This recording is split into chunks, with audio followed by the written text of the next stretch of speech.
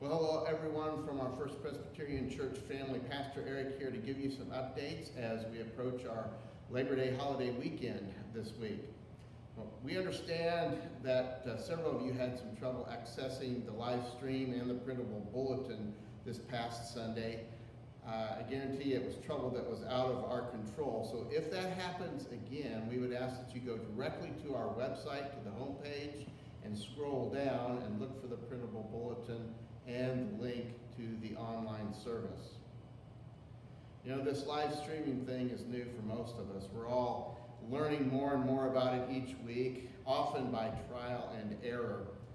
We are making mistakes, and with our temporary system in place, we're not able to access all the capabilities that we will be able to do once the new system is in place.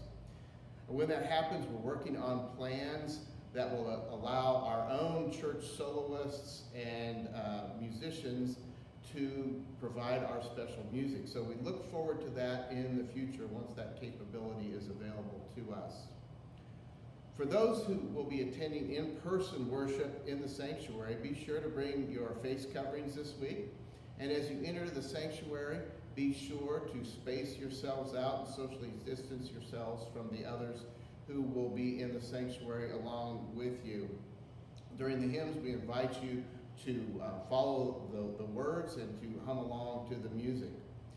The session will be discussing at its next meeting on September 16th the possibility of reopening our worship service to singing during the hymn times. I'm sure that will still be with our face coverings on, but we will be talking about that over the next few weeks, and we'll let you know when there is an update available. I also want to update you about what the church is doing and has done to mitigate the COVID-19 virus and other bacteria and other viruses that may be lurking inside the church building. And I want to do that to begin with an illustration. Let's say you had about 5 pieces of sliced Swiss cheese. If you take one slice of Swiss cheese, you look at it and you can see all the holes through that. But if you place another slice of Swiss cheese on top of that, more of those holes will be covered, but there will still be some holes and things that are able to leak through. But we continue to put on another piece of sliced cheese, we seal it up a little bit more, and after 3, 4, 5 pieces of sliced cheese, we're able to get all of that sealed up so that there's no light coming through any of the holes of the cheese. Now, that's an illustration, so it has its limitations, but it's a metaphor for what we are doing here at the church to provide a safe environment for those who feel comfortable to come for our live in-person worship. One layer is that after each worship service on Sunday afternoon, our custodian Mike Ross comes in and he sprays the pews and he cleans them down so that they are all sanitized after we leave. We're wearing masks. Our masks are available here at church if you forget yours. We're using Clorox wipes, wiping down in small groups after small groups are here. We have hand sanitizer available around various areas of the church. So that's one more layer of protection and prevention. During worship, during the hymns, we're not singing right now. We have plexiglass shields that Jim Story has made for us so that our live singer that's leading our hymn singing on Sunday morning, which is usually Kendall Teague, she is protected and preventing any germs from getting out to the rest of the congregation as well. And then finally, a week ago Friday, we installed some new technology into our air handling systems. And this technology is called Puradyne, and it is effective, very effective in the protection and prevention of COVID-19 and a number of other viruses, bacteria, and pathogens. And I would invite you, if you're interested, to go to the Puradyne website and peruse that website.